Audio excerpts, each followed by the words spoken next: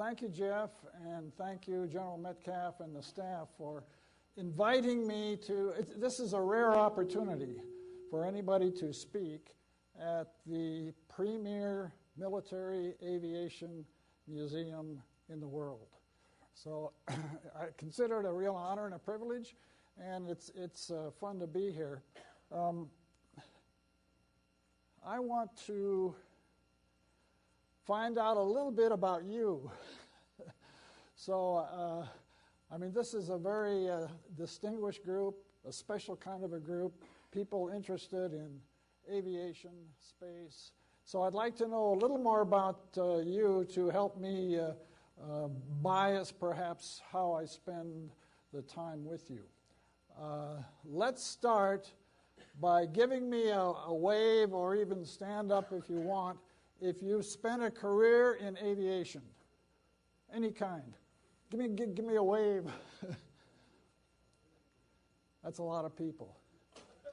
How many in military aviation? How many have had combat time in military aviation? Any 469th TAC Fighter Squadron F-105 Thud people? Thud people. Oh, Wild Weasels. Okay, great. 34th. And okay.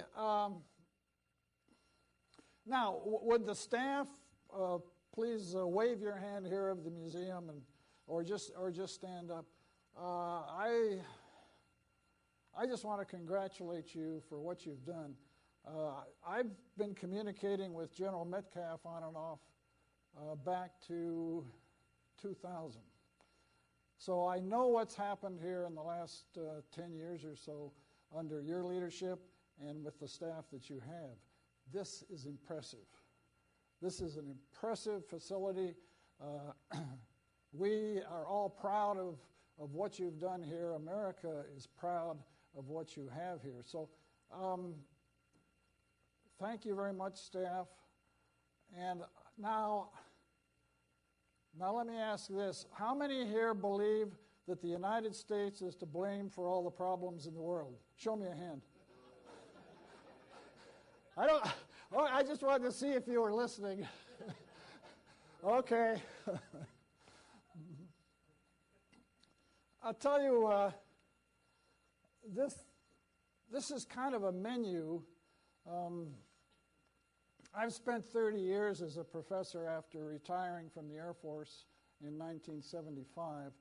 So I like menus rather than agendas.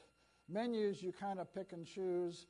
Some of my picking and choosing will be depending upon your interests. But I want to start out with giving you some of my guidelines that I have formed for presentations myself. And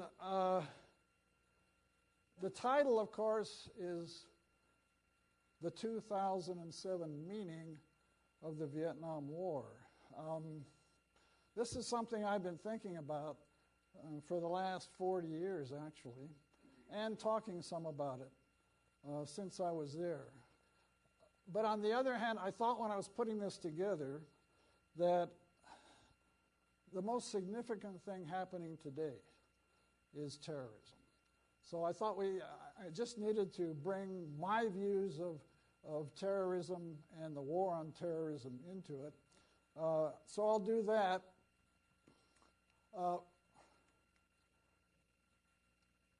Now, the Rolling Thunder and F-105D is kind of the focus because that's my background. So I'll give you a little overview of Rolling Thunder, some of the good, some of the bad on it, and the 100 missions over North Vietnam, which was a unique policy by the United States Air Force. The United States Air Force was the only service in Vietnam, and I think maybe since, who came out right from the beginning and said, okay, nobody will go back for a second involuntary tour in combat until everybody with a pair of wings has gone once. And That was a very unique policy. It had really significant implications for managing the Air Force. And I got into some of that after I was over in Korat. We can talk about it if you want. Now, this is your business here, history's impact on the future. And I want to talk a little bit about that because you're really involved in that. And the funny thing about the Vietnam War is it never goes away. Remember how significant that issue was in the presidential election for 2004. It may be an issue again next year in the election for 2008.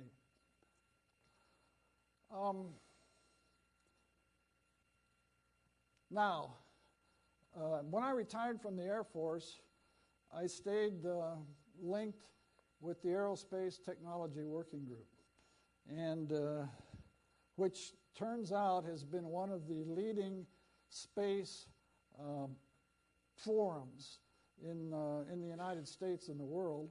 And so what happened after President Bush made his announcement in January 2004 that we were going to go back to the moon and to the Mars? First statement by a president since President Kennedy said we're going to the moon. Well, what happened was we were having a meeting in Long Beach. Every 6 months this group gets together. And I said, gee, you know, there's a new emphasis on space. Shouldn't we write a book? And they said, great idea. You do it.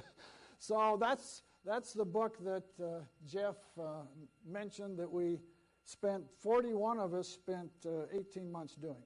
So I want to talk a little bit about that because I don't want to talk only about the past. I really want to try and link up kind of a past to the present to the future with this presentation. But I want to get into your views and questions, and I'm going to try and split the time almost evenly. We have a little over an hour, I guess.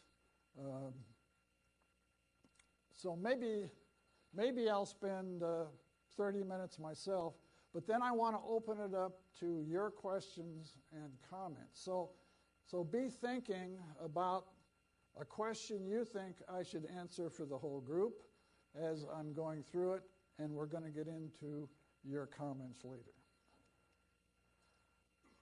Just briefly now, presentation guidelines.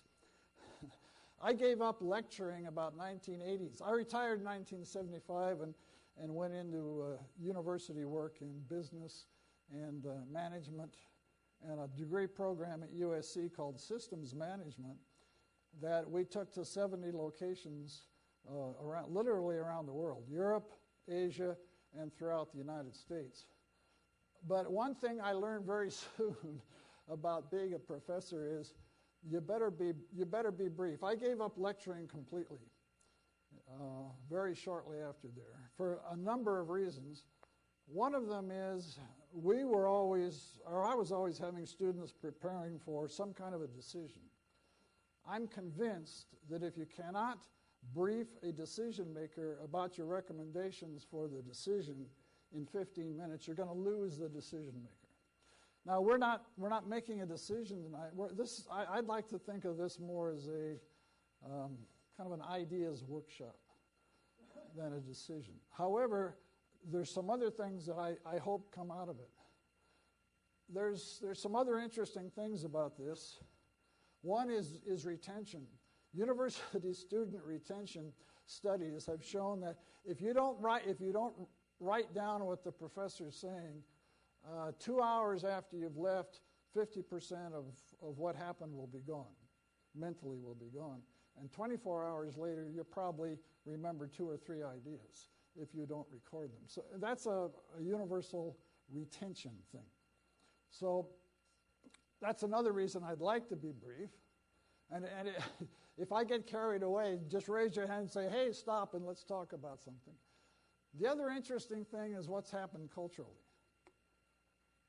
When we watch the media now, if you don't get a decision on the news in 10 seconds or 15 seconds, you get a little nervous. Why haven't we gotten to the point? This is a fascinating phenomena that's happened because of our technology and because of the media.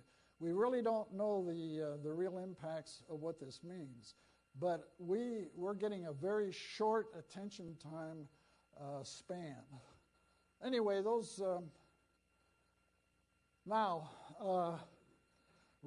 is the second guideline. You always want to be relevant to your audience. That's why one reason I asked who you are, because I wanted to, I don't think you'd be here on a cold and wet, rainy night in Dayton if you didn't have some interest in the subject. So I'm assuming that there's some relevance here. Involve the audience. That's why I want to spend time with your interests and your questions, and some future networking, which we're going to talk about. The last one is to create a product. Now, Dan Oliver is up there creating a DVD, which will be one product that comes out of this. There may be some utility for it, because historically,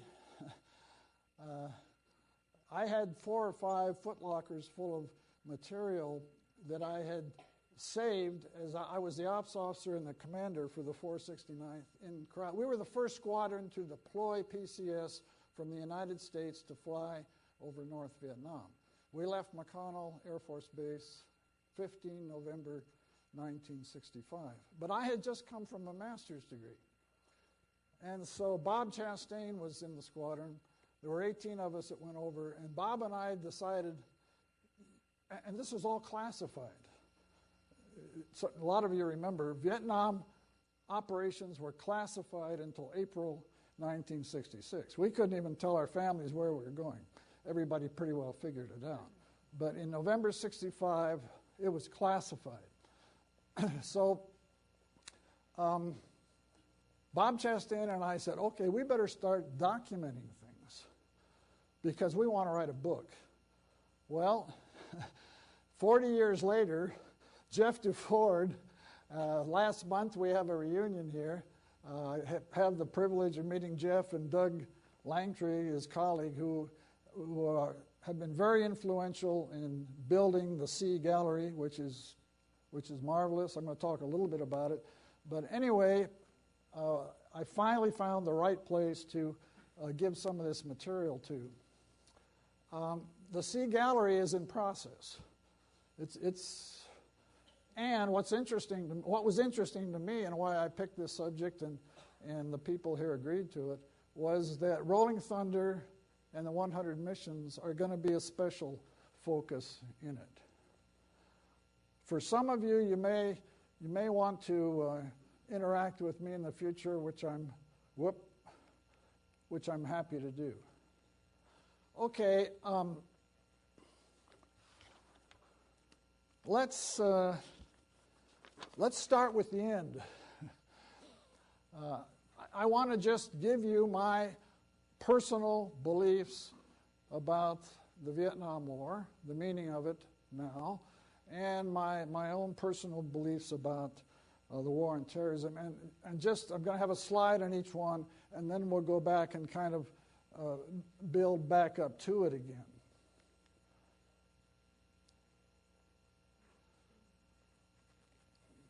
Fascinating thing about Vietnam history still is we lost the war in Vietnam. Well, we didn't lose the war militarily in Vietnam. You know, in January of 1973, Kissinger came to an agreement where our prisoners would return, which they did the next month, and we would withdraw our military forces. So it wasn't until 2 years later that South Vietnam was taken over by the North. So we didn't lose the war militarily. As a matter of fact, history now shows that there was not really any major military battle which was lost. But this is what I believe, and which I'm trying to influence history writing to look at this more seriously. I believe the domino theory was right. and a lot of other people do too.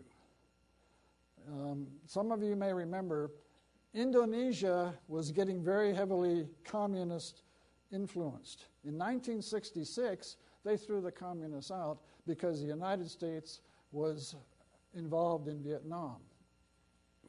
Singapore, of course, never went communist. A lot of other Asian countries that were under the gun and under the goal of communism to be exploited did not happen. And I'm convinced it's because we were, for 11 years, fighting communism in Vietnam. And I also believe, having spent some time in East Europe and spending almost all of my career in the Cold War, that what was happening was that communism was decaying internally while we were in Vietnam and while we were conducting the Cold War. And by our actions, the collapse of the Berlin Wall happened sooner, and the Cold War was won. Okay.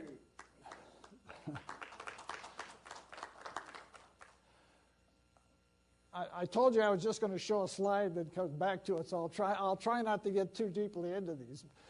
This is the one that is seriously impacting us today. This did not start with 9/11. It started about 1,200 years ago. And some of you have done the historical work with Islam. Actually, in the Middle Ages, Islam and the fundamentalist expansionist view almost took over the world. They almost did it 200 or 300 years after that. So the goal has been there throughout history. What we're seeing now is the current operation of the fundamentalist Islam goal of taking over the world. And my personal view is that if that happens, the progress of civilization is going to be reversed. Western civilization as we know it. I went back to reading Arnold Toynbee in 1949. He wrote his work on civilizations. He has a fascinating chapter in that book describing the history of this struggle between the progress of Western nations and Western civilization and the fundamentalist Islam. And he did an interesting job of comparing the fundamentalist Islam with the Islam that was trying to be more like the West. He didn't use the name jihadist, but that's what we're using now. Okay, let me talk a little bit about Rolling Thunder. Best way to start is with Ollie North. So, Dan, let's run Oliver North.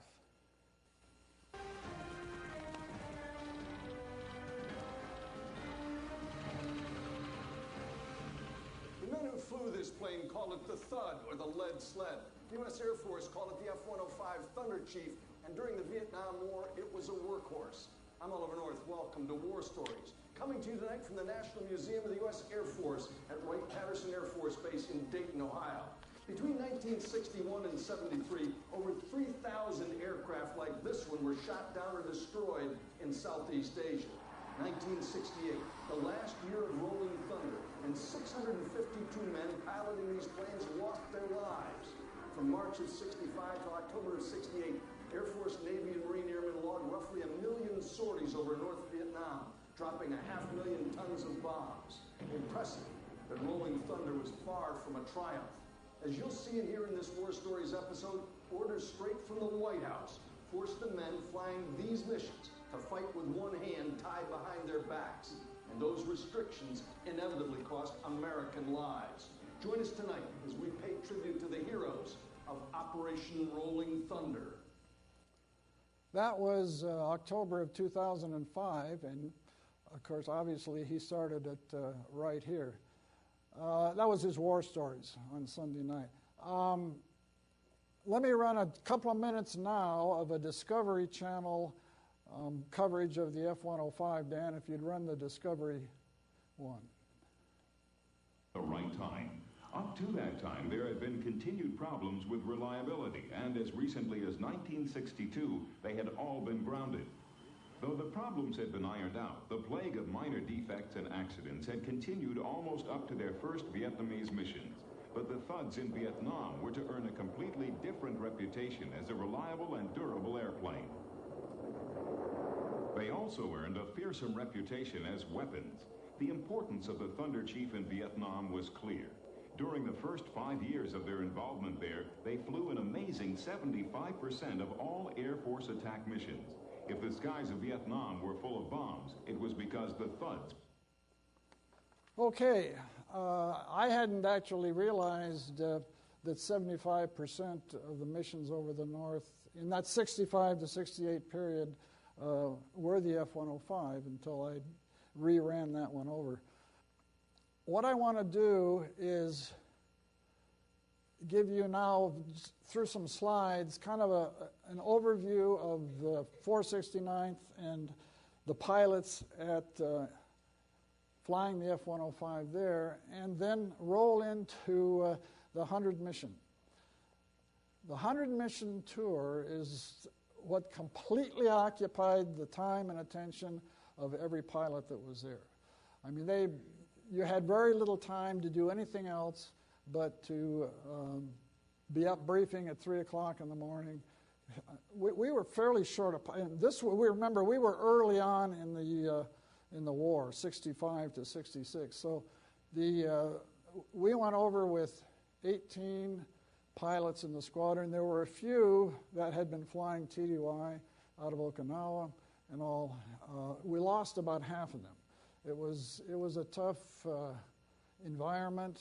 The statistics ended up being you had a 35% chance of being shot down in that 65 to 68 period. But the 100 mission was, there's not much joy about going to war. A lot of you have done it. I mean, pure joy of being there. There's a lot of satisfaction in flying a good mission, in hitting the target, and in doing good work for your colleagues and saving your friends on the ground. Those are all very satisfying things about it. But there's not much joy in flying a war. But what I want to show you is the joy of some 105 pilots who achieved the 100 mission. Here's some stuff quickly on the performances of the 105. Here's armaments, different shots of them. The 105 was designed as a nuclear bomber. And the first fighter airplane that had a bomb bay. And the bomb bay was designed to carry a nuclear weapon. Of course, that never happened with the Thud, so it was modified to carry all that stuff you just saw. Being the first squadron over, Major Barnett was the ops of the 421st Squadron. I was the ops of the 469th. This was coming up at the end of December of 65, and we could see that we each had in those two squadrons 2 people that were going to come up to the 100 very soon.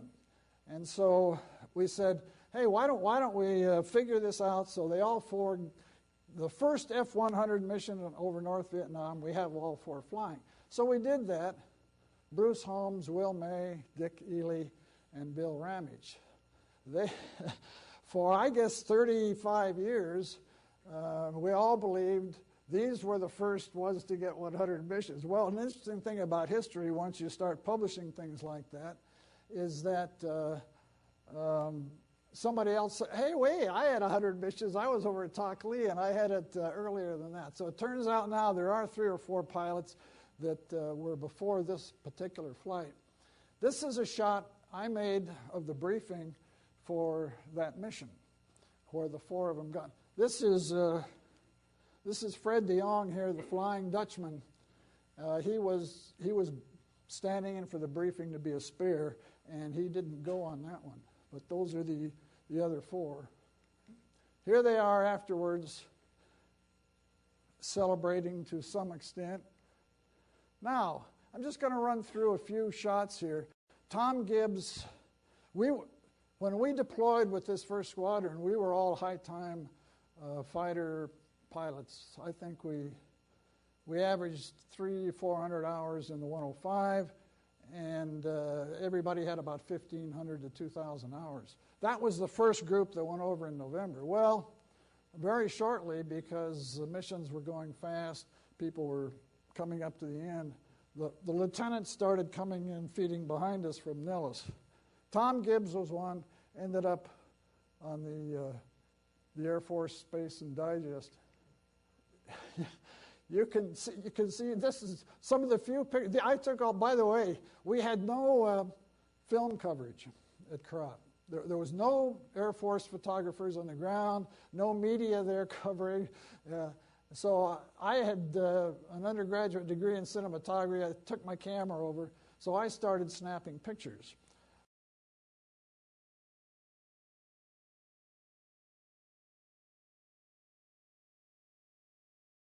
I hope somebody in this room knows of Dr. Marshall J. Dyke.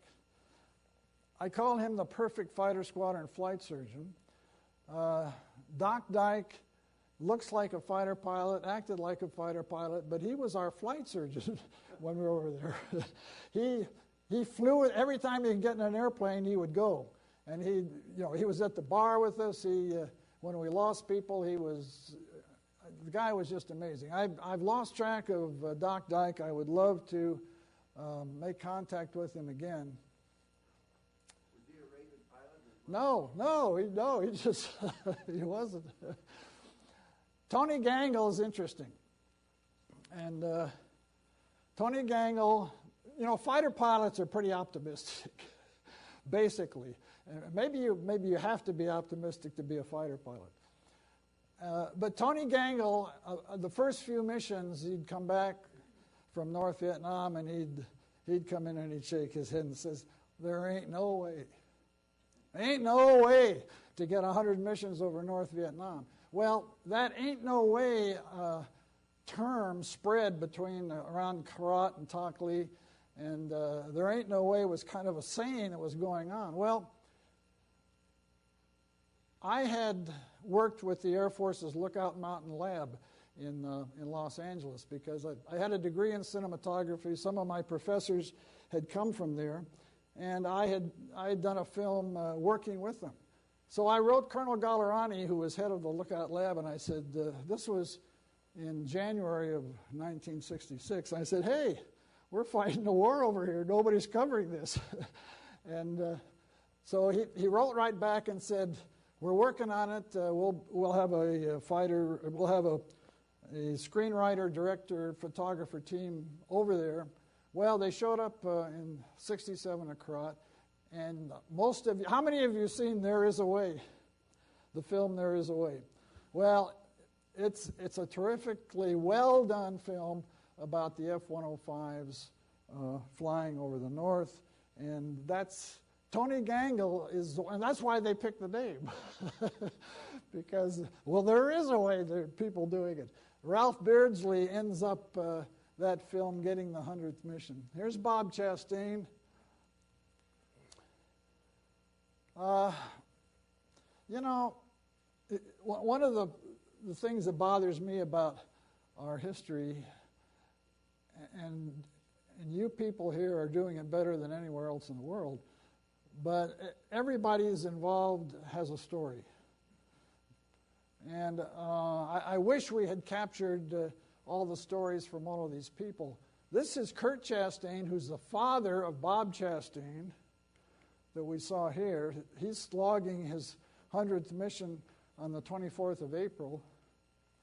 Kurt, this was last month when we had the reunion here. And Kurt, he's an airline pilot, and he's been very involved in documenting what his dad did, and so he was here. And this, of course, you recognize the Thud that's in your gallery. Bob Chastain, unfortunately, well, he finished his 100th mission on the 24th of April, which, ironically, he flew in the morning. I went out and greeted him when he came in. That afternoon, we lost both Bill Cooper, Lieutenant Colonel Bill Cooper, who was the commander, and Jerry Driscoll, both of them on the 24th of April. Bill Cooper was eventually KIA, and Jerry Driscoll spent 6 years in Hanoi. He came back. He's now got 10,000 flying hours. He's with executive jets, and he's doing great. This was the original group, about half of which didn't make it, one way or the other. Just a few quick ones here. This is Ken Thomas. He was shot down and rescued. This is Colonel Saber Sams greeting him with a bottle of champagne here. 3 weeks later, we lost Ken completely and never came back. The Flying Dutchman. Because we were the first squadron over there, we were also involved in doing some of the initial analysis. And Fred de Jong did the analysis of photo chase with the F-105. So he's up here, he's hugging a camera, and he actually wrote the tactical doctrine for it. That was a big hole that Bill Cooper got. On the 10th of April, 2 weeks later, he was hit with a surface-to-air missile, and that was the date that I became the commander. It took a long time. Bill was listed as missing for a very long time. Dick Hackford. Okay, I'd like to give you just a feel now with the video. That, by the way, this is the first time this video has been shown anywhere for some interesting reasons we can go into if you want. But go ahead and roll it, Dan. When they realized that I was going to be the first one to get first commander to get 100 missions, the Saigon sent a film crew over. I'd forgotten about it for years and years and years. This is Nick Poole. This is me. This is Doc Dyke. Doc Dyke went in the back seat of an F-4 chase plane on this mission. And so the film crew came over and covered me getting out of bed in the morning and all the way through to being at the bar at the end of the mission. And but this will give you just a feel for the environment that we're in, the gear, the airplanes, and particularly the reception for the 100 mission, which you'll see here, and which this squadron we created. The 100 mission reception, which I think 3 or 4 of our pilots put together, was used for the entire Vietnam War, anybody who got 100 missions. We had a policy in the squadron that if you got to 97 missions, we'd make every attempt to put you on a milk run for your last 3. Of course, the 1C tour policy was based on, the whole concept was risk. The Air Force decided that equalizing risk among rated people was more important than keeping pilots going, and perhaps the interesting trade-off. There's been a lot of analysis about that policy, because people like Herman Kahn said, well, the trouble with Vietnam was that the learning curve would go this way and then back up again, because everybody would leave and you'd get new people in. After this 100th mission, I thought, wow, I was waiting for my orders, and I thought, boy, I'm going to get a great command job. The orders came in and says, you're going to be a personnel weenie at Randolph, the personnel center. And I said, wait a minute. I started contacting all my colonel and general friends and saying, they can't do this to me, can they? They said, don't worry, Bob, we'll get you out of it. Well, they all came back and said, Bob, you're going to Randolph. They're going to be a personnel weenie. The reason was that the Air Force had nobody to manage the 1C tour policy. So they picked me as a fighter, they picked a recce pilot, a logistics pilot, and a SAC pilot, and the four of us went to Randolph in summer of 1966, and we formed a unit which began to figure out how the Air Force can do this, because there was a tremendous difference between rated resources within the Air Force and rated requirements in Southeast Asia. And in order to do the 1C tour, there's Doc Dyke and the F-4 taking off. Somehow or other, the film that they took airborne never recovered. But here we are, coming landing, and you're going to see the 100 mission reception. Almost every pilot, I'm going to show you some pilots last month of these people. Here it is. Well, there was a real morale problem. There was a morale problem to a certain degree with the pilots because the loss rates were high. But there was also a morale problem with crew chiefs. I mean, the maintenance was I flew 125 missions in Southeast Asia without an abort. 125 without an abort in the F-105. Now that's pretty spectacular, but it was because the maintenance was so effective. And they just worked 24 hours a day. By the way, this is one of the very few times that we ever taxied in formation coming back in. So the four of us ended up at Randolph and began to document the number of rated people we had. This is Hopkins, who took over for me. This was the 3rd of June, 1966. What it meant, of course, was we had to do a huge training within the Air Force. We had to take pilots out of logistics, out of one airplane that wasn't in sea, train them like the F-105. Nellis was the place where the F-105 pilots were trained. And send them to Southeast Asia. Well, General LeMay was head of the Strategic Air Command. And he didn't want anybody to go, of his pilots, to go to Southeast Asia. It was before the SAC bombers went.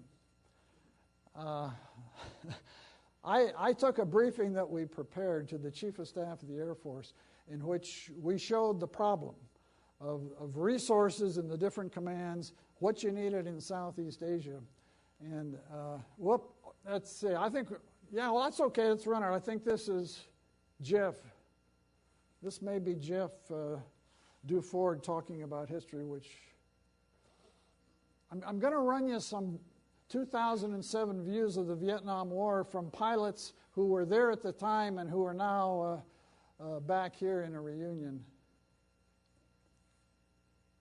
Tell us, while our aging 469ers, what can we do now to help you continue with this? You know what you can do is, the thing is that museums do many things, and the most evident thing that museums do is exhibit. That's what everybody sees, but there's a mission that every museum has that's even more important than exhibiting, and that's preservation. And so what 469ers can do is artifacts and archived material. Artifacts would include flight gear, helmets, boots, gloves, memorabilia, things that we don't even know what to ask for because we weren't there. They could be good luck charms. They could be, I don't know, maybe there's a bowl. Maybe somebody had a carved bowl or something, or things that we didn't even know what to ask for. Archive material would include documents, photographs, slides, negatives.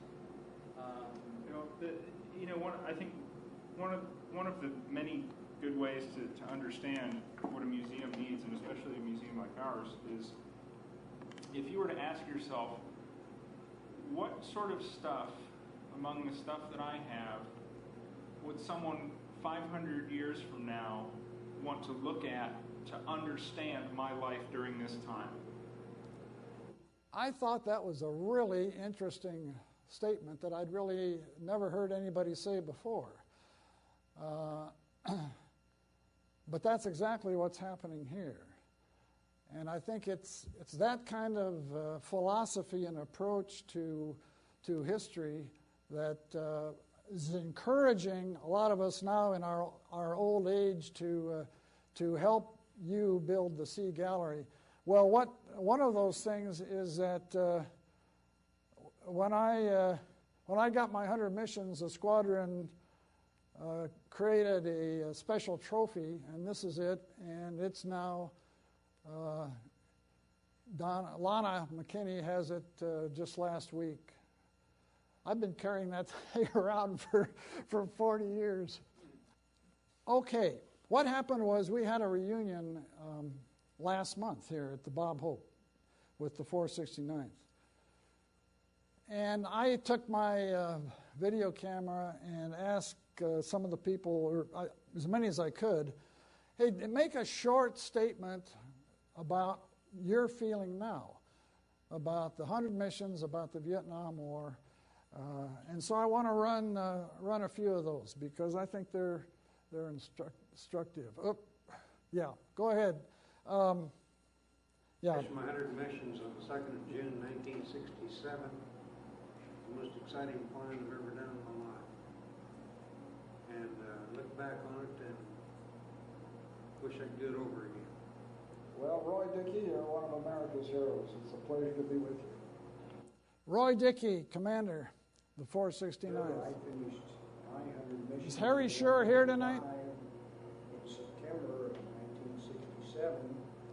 It was my second 100 missions. I'd flown previously 100 missions in Korea in F-80s. And believe me, the 100 missions in Vietnam in that theater were a lot more interesting and a lot more exciting. Thank you, sir. Commander of the 469th.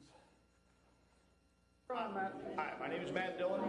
I was fortunate enough to fly the F-105 in combat for a number of years. I started in March of 1967 with Rolling Thunder. I finished up in January 1968 with a little over 100 missions.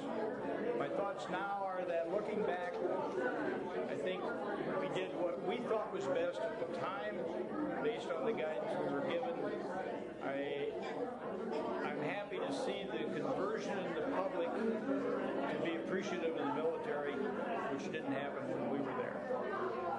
Thank you, Matt. You're one of America's heroes. Pleasure to be with you. Huge difference between the approach to the military now than after Vietnam. People didn't even...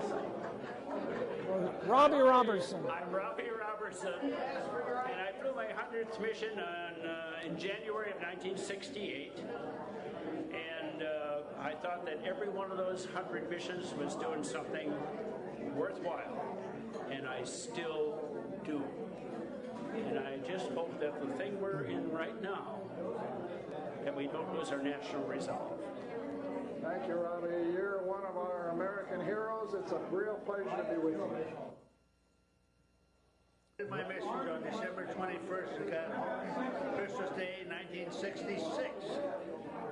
Flying 100 missions is the thing I did in the Air Force I'm the most proud of. You think it's going to go away, but I speak annually 10 or 12 times on this subject, and I talk a lot about we knew when we landed we were alive. When we landed, Wise read that 6 airplanes were shot down. They didn't know, and I talk about that also. That's it. Well, that's right, Ed. We're the lucky ones. The real heroes are the ones who didn't come back. That's right. And when we landed, we knew we were okay. They didn't. Ed Colmeyer. Do you want to stop it there for a minute, Dan?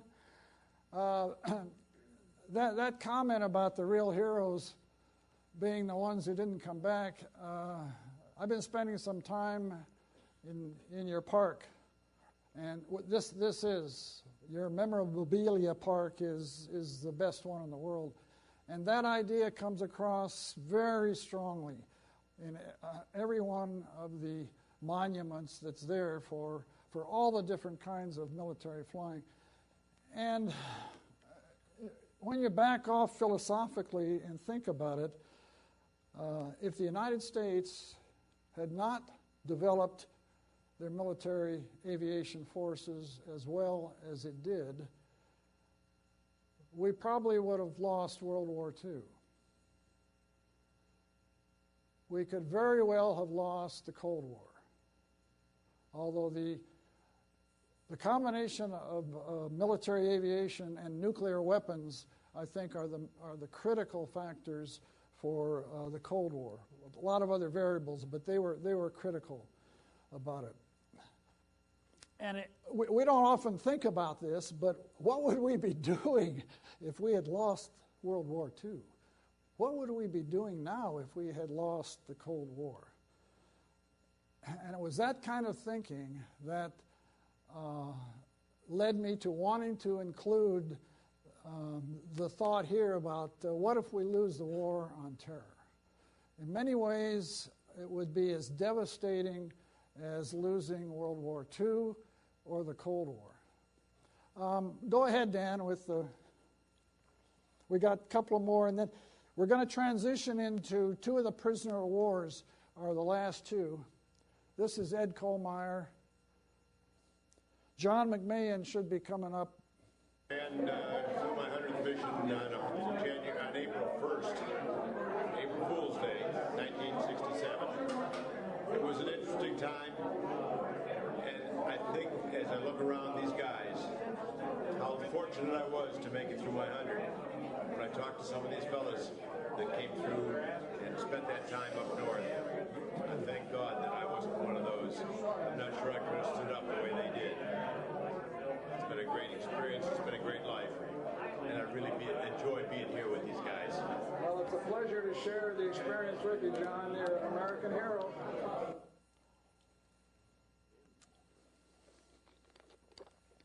My name is Sam Martin, and I flew out of the 469th to Krone, early '67. I left in, got my 100 missions in August '67, and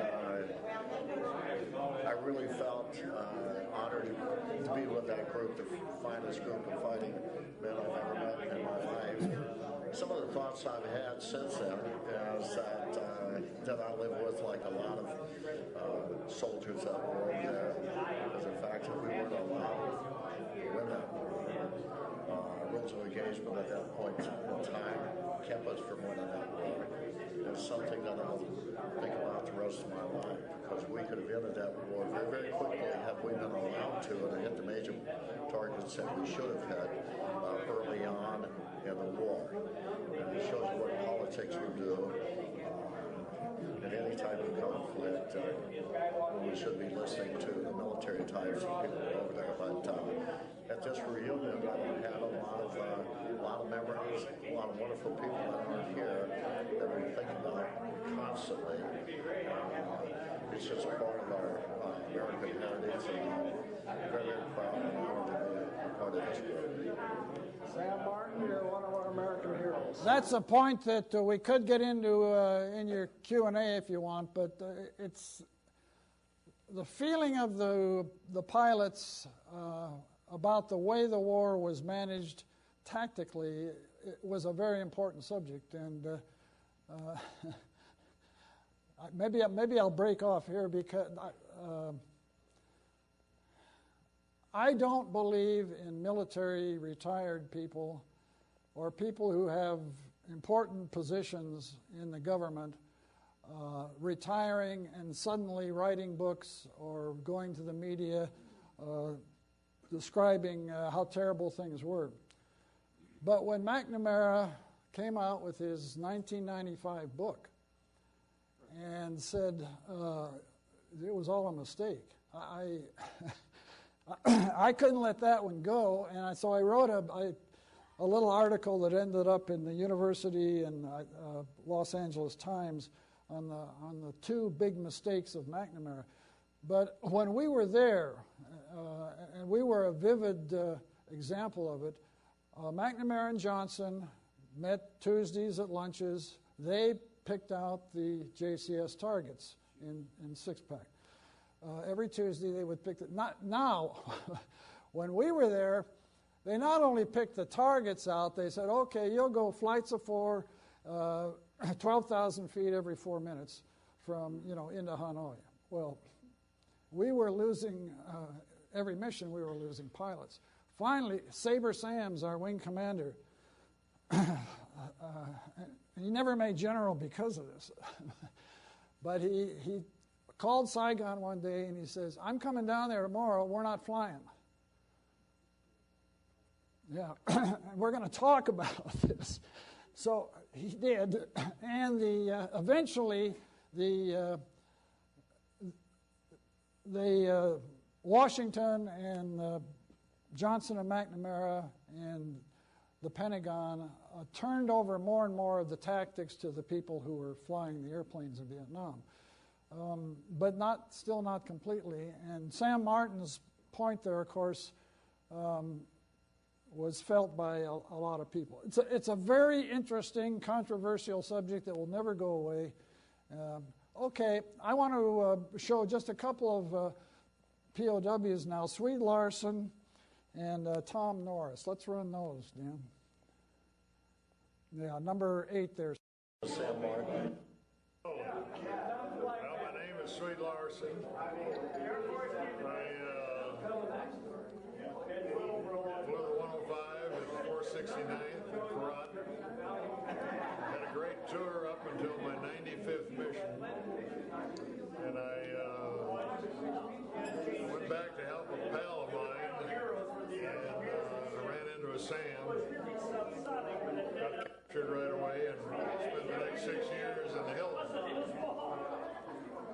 Since that time, I haven't too many regrets over it. I enjoyed my tour in the Air Force.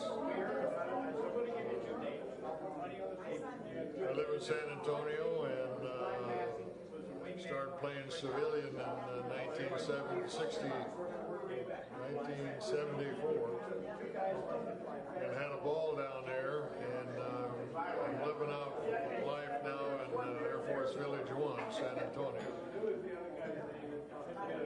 Swede Larson, you're one of our American heroes. It's a real pleasure to be with you.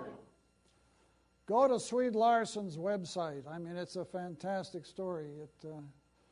He was going almost Mach 1 when he had to bail out. And, yeah, go ahead and run Tom Norris. Yeah, my name's Tom Norris, and I'm a fighter pilot. I've been wanting to fly airplanes ever since I was 5 years old. And finally ended up in the F-105. I really wasn't sure I wanted to fly it at first because the darn thing would blow up in the middle of the air. But by the time I got to it, they'd made a correction and fixed it up, so it worked real well. Finest airplane I've ever flown. I took a lot of hits flying it in Vietnam during the strike missions, and the darn thing held up well, but one day it just took one hit too many, and it just couldn't quite make it. So I got shot down and spent a lot of time as a prisoner of war in North Vietnam. But I've never lost my desire to fly, not since 5 years old up until today. And after I got out of the Air Force after 26 years, I went back to flying for RANF, TWA, and finally United Parcel Service. And I retired again from United Parcel Service. Whatever's in your blood to fly, whatever's in your blood to be a fighter pilot, it's an attitude. That's about all I can say. It's an attitude, and the attitude never goes away. If an airplane flies over, I always look up. And it always bothers me that other people don't. Have a good day. Tom Norris, you're one of America's real heroes. It's great to be with you. Well, thanks. Okay, Swede Larson and Tom Norris. The next one, Dan, you can be finding it. I'd like to run Leo Thorsness. It's just Thorsness, I think, for 49 seconds. But Tom Norris. Thanks. Now, hold off a minute on Thorsness. We had a reunion at San Antonio in 2000. As a matter of fact, it was that reunion that created the 469th website, because we were planning it, and I was working with the other commanders setting that thing up, and I said, I was just at the museum, and there's one thud there, but this was 2000 now, but there's not much else about Southeast Asia. And I said, why don't we create a website? And they said, great idea, why don't you talk to General Metcalf about it? And I thought, well, okay. So I emailed General Metcalf, and I had no idea what the response would be, but the response was unbelievable. He not only liked the idea, he assigned Captain Pat Champ, who was a website technician, and said, do it.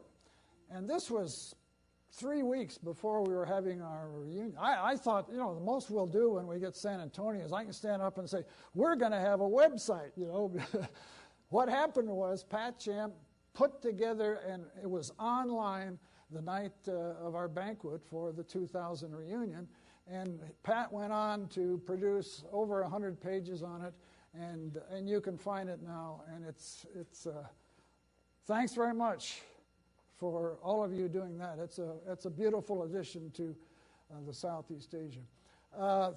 Run Thorsness sure one. That will be the situation, but for those POWs, I know as time drags on, it has to be harder. This was for them. How do you keep after the Gulf War in Seattle. Go home one day.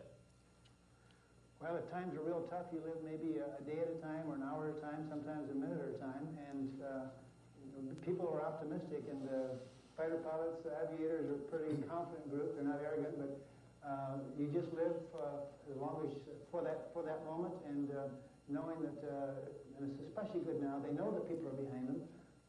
They know their families are praying with them and for them, so they have some extra support. Okay, Leo Thorsness, Medal of Honor.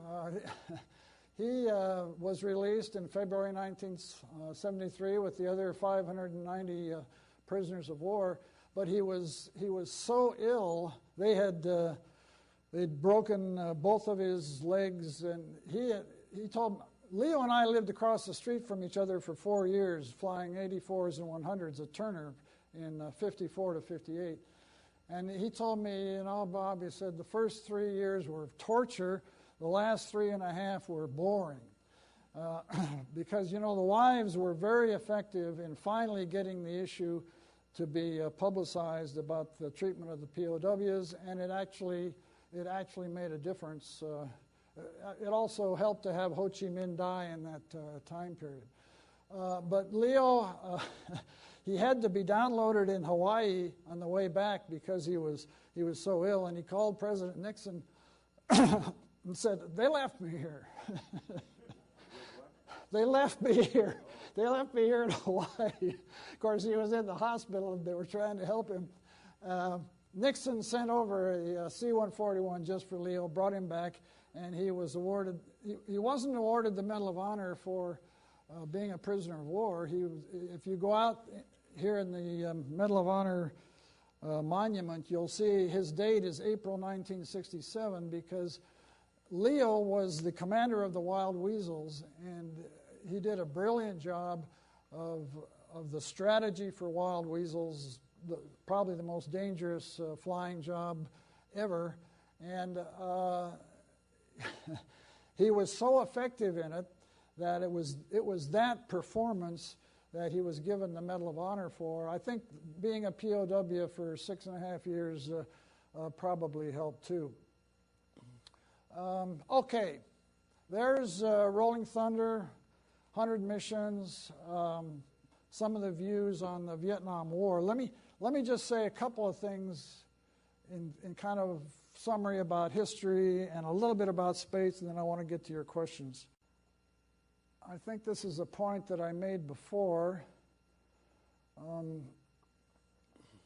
History interprets the past influences, present policy, and impacts for the future. This is one of the really enjoyable experiences I've had interacting with Jeff and with Doug Langtry and Lona and the staff here because of the understanding of how history evolves over time and how different interpretations of it change as time goes on.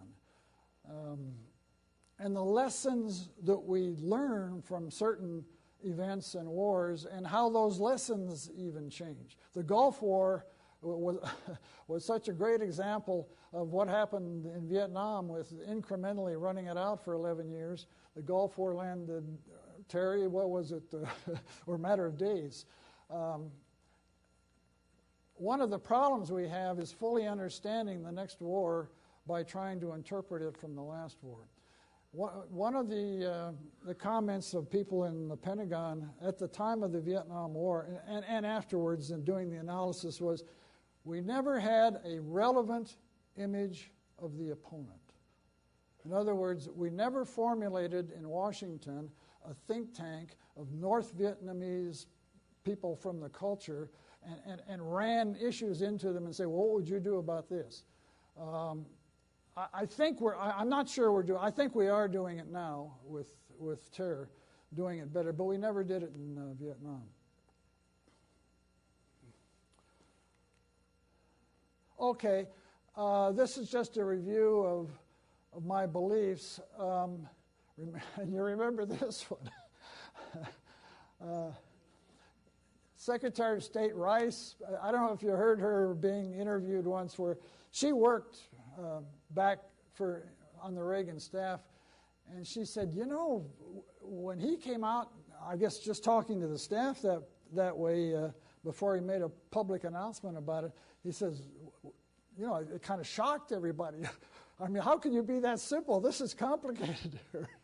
But that's what he said. We win, they lose, and that's what happened. I think we need that one again now. Amen. There he is at the wall. Now, the interesting thing about Vietnam, and Tom Norris Tom Norris went back on a visit with 13 POWs in 1998. And at the 2000 reunion, Sue and I were sitting with him and his wife, Nancy, and he was telling us about the trip. I never wanted to go back to Vietnam, but he changed my mind. So we went back in 2002 to Vietnam, and I'm glad we did. It was really interesting. That President Clinton opening up the relations to Vietnam really made a tremendous difference. We had a young Vietnamese guy that was with us for 3 or 4 days. And obviously, he was government assigned, but he was a young man. And he said, you know, I got up at 3 o'clock in the morning when President Clinton got here so I could see him driving down the street. Well, some of us thought we're not so sure about that. But here's Tom Norris wrote a report which hasn't been published about his trip in 1998, and this is an interesting statement. Back in 2000, again, I remember an email I sent to General Metcalf that said, we really need to do a better job of identifying the positive things that happened from the Vietnam War. For one reason, to help change history, but for another, because we need to find out what's happening. Well, here's Tom Norris, who spent 5.5 years as a POW, going back and coming to this conclusion. I'll tell you our conclusion. That's Sue. We went back to Hanoi and spent several days. I really wanted to go back to see the Hanoi Hilton because so many of my friends and colleagues had spent so much time there. And we saw the Hanoi Hilton. And I tell you, it was... how many have read Return with Honor? I mean, those of you who read Return with Honor, I mean, it's the best done book about the Vietnam POW experience, and it's a very important part of the legacy of our history. But our little guide took us around for 3 or 4 days, and it was the interesting thing was what was happening was the 5-year Communist Party gathering was happening the weekend we were there. We arrived on a Friday, and the conference was supposed to be Saturday and Sunday. But they already had a published paper in English that told you the results of the conference that hadn't happened yet. But the interesting thing about it was that the title page was titled the 9th 5-year meeting of the Vietnamese Communist Party. That was the only place in the paper where the word communist was there. The rest of it was about the social things and capitalism. And that is what happened after Clinton opened it up. Vietnam is turning capitalistic. But I also at one point asked our young guide, I said, well, does Vietnam still have a goal to occupy other countries? He says, oh, yes, Cambodia. So we went to Cambodia the next year, 2002. We had a young guide there whose father had been a teacher and was killed by the Khmer Rouge because, you know, the Khmer Rouge, starting in 1975, when the United States influence was no longer there, the Khmer Rouge began their devastating killing fields, and there were killing fields going on in Vietnam too. That's a lesson that I don't think is well enough understood by everybody right now. If we suddenly leave Iraq, that could very well happen again there.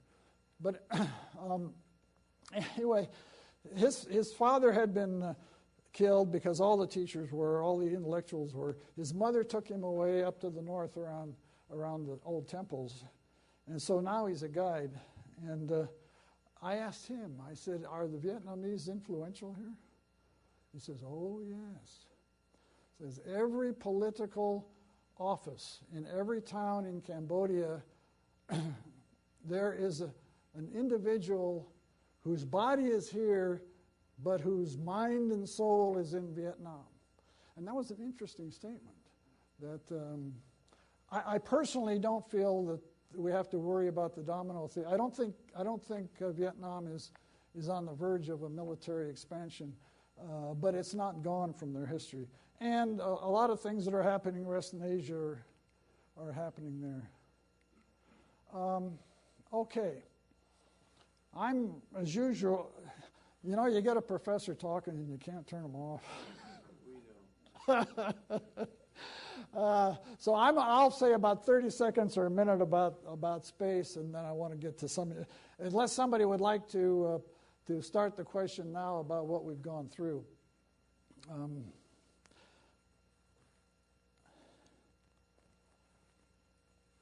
This is the book that 41 of us produced that was published last year. It's the first book that analyzes a permanent settlement of humans in space. And I'm an old systems guy, so when they told me to write it, well, you go edit it. But by the way, I could not have done it without the Aerospace Technology Working Group, which you can't see it, but they were a sponsor of the book. And the Aerospace Technology Working Group had all these contacts with space engineers, managers, professors, scientists, religious leaders, educators, and so the resource of expertise was there. We figured we had about 1,000 years of space expertise in the 41 people that contributed 36 chapters in this book. And I'm proud to say that Universe Today, which every year picks out best space books, identified this as one of its best space books for last year. And we're doing a lot of other follow-up things with it now.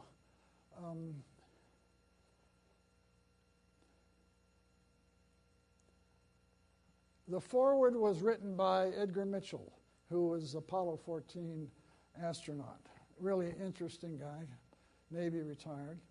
And this is a statement that he has in it. The legacy that we, the participants in the greatest space adventure of the 20th century, can leave to those that follow is our experience, our best thinking, and advice to those that pick up where we left off. And that's what one of the efforts that we're doing now. But there were three assumptions. As you all know, there's almost no professional, particularly professors, who ever agree on everything. I had 300 people in one of my departments at USC when we had this program around the world. They weren't all full-time. About 50 were full-time and the rest were part-time. And you ever get two professors together and they won't agree on everything. But these, and it's the same with space people.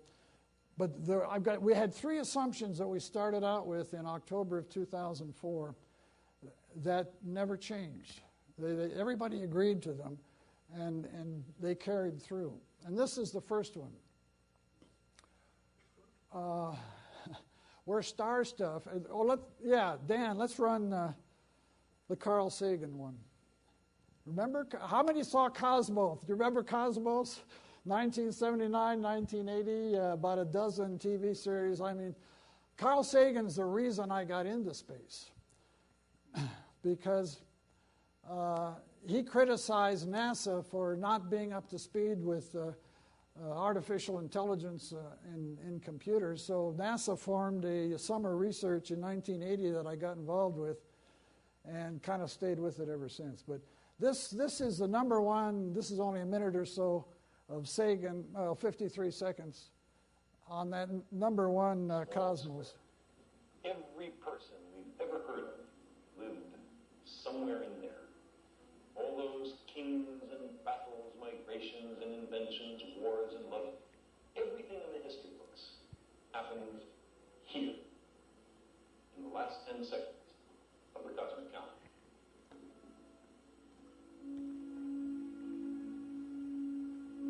We on Earth have just awakened to the great oceans of space and time from which we have emerged. We are the legacy of 15 billion years of cosmic evolution. We have a choice. We can enhance life and come to know the universe that made us, or we can squander our 15 billion year heritage in meaningless self-destruction.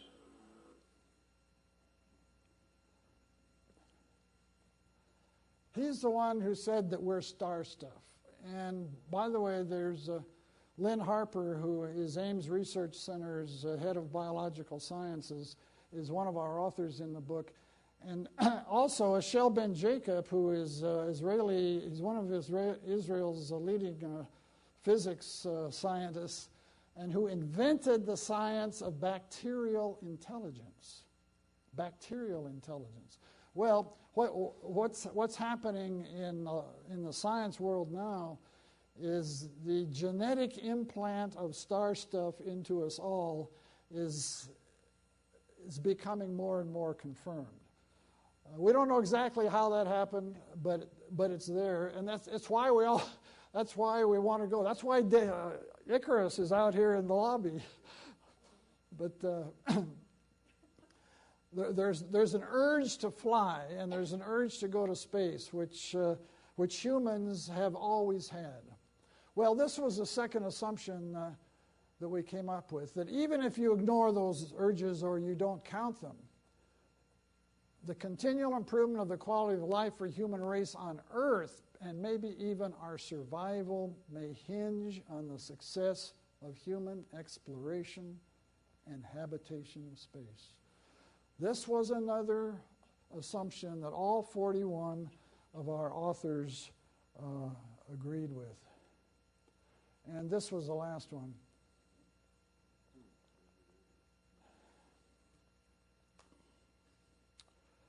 Now, what's fascinating is that the benefits from space, we all have the benefits of space every day. Everybody uses a cell phone now. We wouldn't do it without space. I mean, that's only one kind of fairly, well, it's not trivial, but it's a communications example.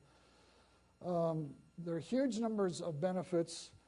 An interesting one came out last week, which has never come out before and is linked to what we're doing here. Role of space solar power for war prevention. This is fascinating because Howard Bloom, who is a scientist who's been identified as having a current brain in today's society like Einstein's, is now, every Thursday night, he has a networking conference in the space community. It's called the Space Development Group. They just ended up 2 weeks ago, some of you saw the news on this, with a National Press Club, wherein the subject was space solar power. And since the 1920s, space solar power has been studied. So there's an awful lot of scientists and thinkers who realize the advantages of it.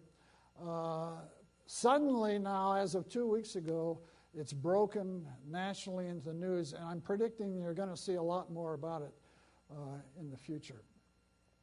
But the interesting thing is the military got involved, and actually the military were involved in the idea that war prevention is just the most dramatic potential.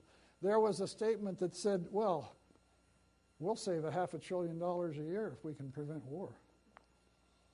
And you know, SAC out here on the monument, what does it say? Peace is our profession. That's not a subject which is normally linked to the military because we have to end up fighting wars.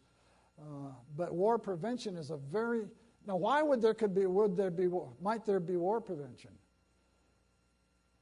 Energy is the biggest issue globally. Has been forever. One of the main reasons we have a cultural problem, so on. Anyway, these are some things that are flowing out of space. So